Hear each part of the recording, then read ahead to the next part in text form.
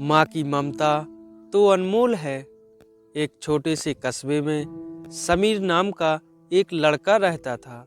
बचपन में ही पिता की मृत्यु हो जाने के कारण परिवार की आर्थिक स्थिति बड़ी दयनीय थी। समीर की माँ कुछ पढ़ी लिखी जरूर थी, लेकिन उतनी पढ़ाई से नौकरी कहाँ मिलने वाली थी। सो घर घर बर्तन मांजकर और सिलाई बुनाई का काम करके किसी तरह अपने बच्चे को पढ़ा लिखा रही थी।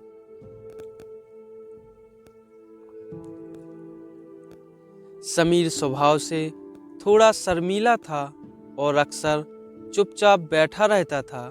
एक दिन जब वो स्कूल से लौटा तो उसके हाथ में एक लिफाफा था। उसने माँ को लिफाफा पकड़ाते हुए कहा, माँ, मास्टर साहब ने तुम्हारे लिए चिट्ठी भेजी है, जरा देखो तो इसमें क्या लिखा है। माँ ने मन ही मन चिट्ठी पढ़ी और मुस्कुराकर बोली, बेटे, इसमें लिखा है कि आपका बेटा काफ़ी होशियार है।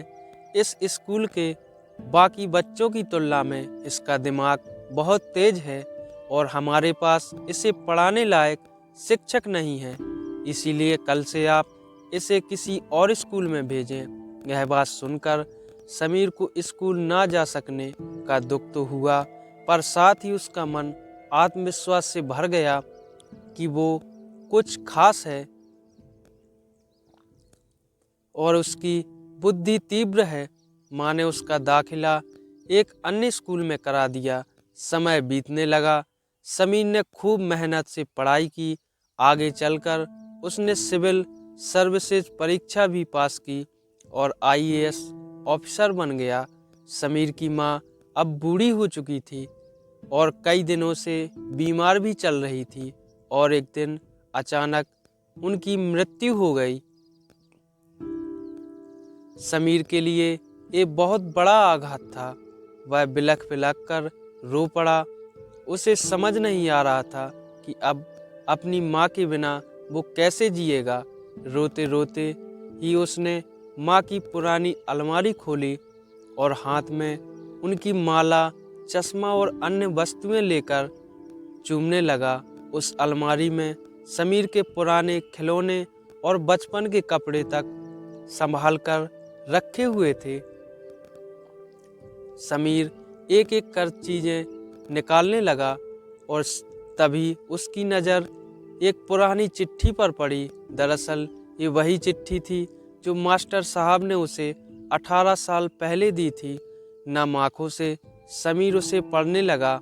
आपको बताते हुए हमें अफसोस हो रहा है कि आपका बेटा समीर पढ़ाई में बेहद कमज़ोर है और खेल कूद में भी भाग नहीं लेता है।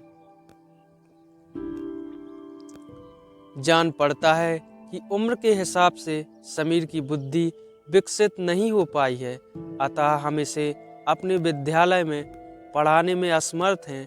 आपसे निवेदन है कि समीर का दाखिला किसी मंदबुद्धि विद्यालय में कराएं अथवा खुद पर घर पर रखकर इसे पढ़ाएं।